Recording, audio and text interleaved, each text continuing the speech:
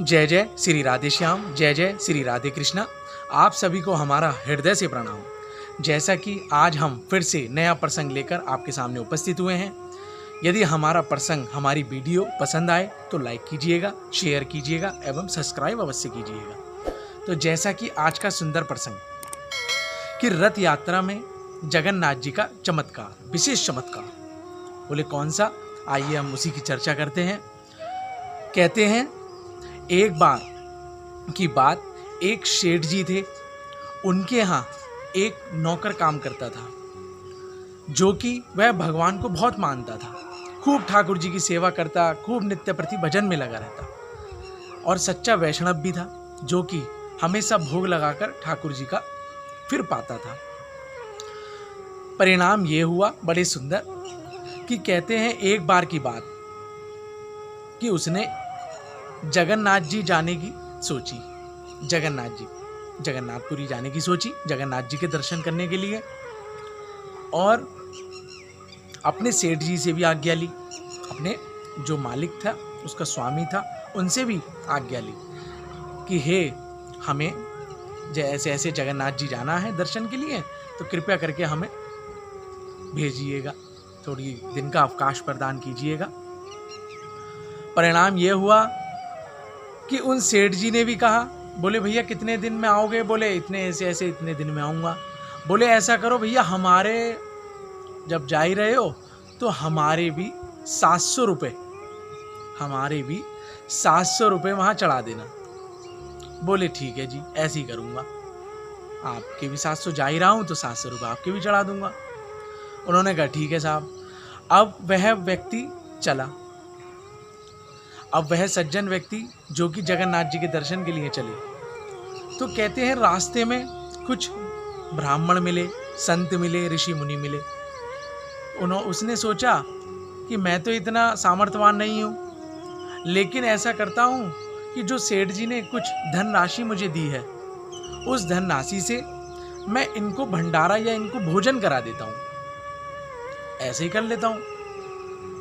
अब उस व्यक्ति ने क्या किया, रास्ते में जो ब्राह्मण साधु संत महात्मा मिले, उन्हें रास्ते में ही भोजन प्रदान करा दिया, भोजन करा दिया। भोजन बैठा कितने का? कहते हैं भोजन बैठा 698 रुपए का, 698 रुपए का। अब वह उसने सोचा कि चलो इतने का तो हो गया, बचे 2 रुपए, तो ये क्यों ना जगन्नाथ जी में चढ़ा दूं। अब जगन्नाथ जी के दर्शन की बारी आई और दर्शन कर कर वहीं दान पेटी में उसने 2 रुपए चढ़ा दिए। इधर वह रात्रि में विश्राम किया जगन्नाथ जी में, और उधर उस सेठ जी को, उस स्वामी को रात्रि में दर्शन हुए श्री जगन्नाथ जी के। बोले क्या?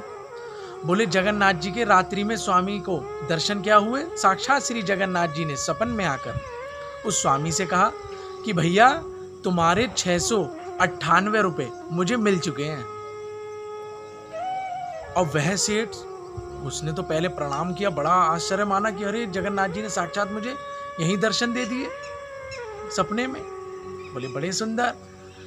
लेकिन उसे रात भर यही बात सताती रही कि मैंने तो 700 रुपये भिजवाए थे, लेकिन जगन्नाथ जी कह रहे हैं मुझे तुम्हारे प्राप्त हो गए 698 रुपये। बोले ये बात समझ में नहीं आई। रात भर उसे यही पीड़ा सताती रही। सुबह उठा, फिर यही बात कि सब बजाय भेजे थे 700 रुपये, 698 के चढ़ाए। उसमें ऐसा क्या आ गया उस व्यक्ति में कि उसने 700 रुपये पूरे क्यों नहीं चढ़ाए। कहते हैं वह व्यक्ति भी जगन्नाथ जी से फिर अपनी यात्रा से वापस लौटा, और वापस लौटकर क्या किया, बोले सेठ जी को प्रसाद आकर दिया। अब सेठ जी ने प्रसाद लिया आकर, और सर्वप्रथम क्या प्रश्न पूछा? बोले यही प्रश्न पूछा कि भैया और सब कुशल मंगल रही यात्रा आपकी? बोले हाँ जी। बोले जो हमने भेंट दी थी जगन्नाथ जी में आपने चढ़ा दी? बोले हाँ जी, मैंने बिल्कुल चढ़ा दी। तो बोले मुझे भी जगन्नाथ जी ने रात्रि में दर्शन दिए उस समय। उस सेठ जो स्वामी था, उस व्यक्ति से जो जगन्नाथ जी यात्रा करने गए थे, उनसे बोले हमें भी जगन्नाथ जी ने दर्शन दिए। बोले बड़े सुंदर बात, बड़ी अच्छी बात, हम तो कोई यहीं दर्शन हो गए, बड़े आनंद के साथ।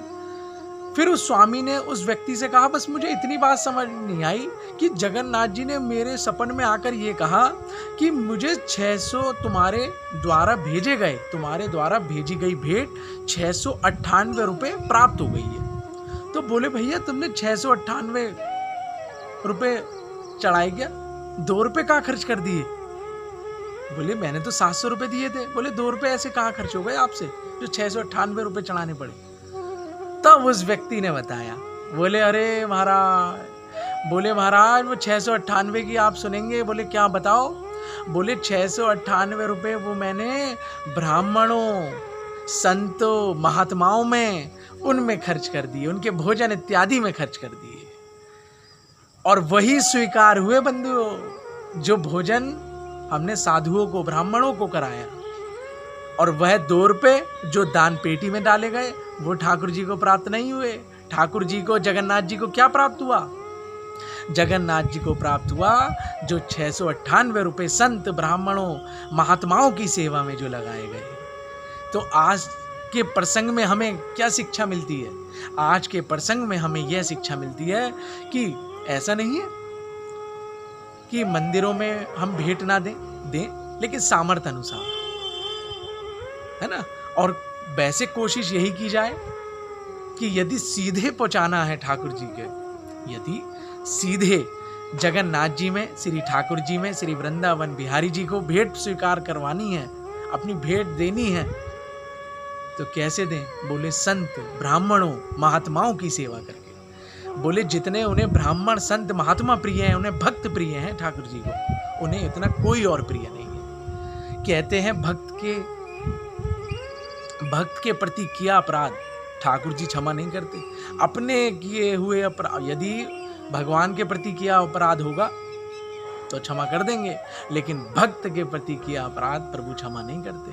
इसलिए ध्यान रखिए बंधु कि हमेशा संत, महात्माओं, ब्राह्मणों का ध्यान रखें और उन्हें भोजन इत्यादि, कोई दक्षिणा आदि उन्हें बिल्कुल सीधे स्वीकार होती है, क्योंकि साक्षात ब्राह्मण तो मुख माना गया है, साधु संत मुख माने गए, जो हमेशा ठाकुर जी के प्रचार प्रसार में लगे रहते हैं। ऐसा नहीं, अपने जहाँ भी देना चाहे अपने हिसाब से दें, लेकिन जहाँ भी देना चाहे हर जगह ठाकुर जी ने उत्तम व्यवस्था कर रखी है, लेकिन कोशिश यही करें कि अपने हाथ से भोजन कराएं। बड़ा सुंदर लाभ। आज का प्रसंग यही हम विश्राम करते हैं, कल फिर नए प्रसंग के साथ उपस्थित होंगे। जय जय श्री राधे, जय जय श्री राधे श्याम।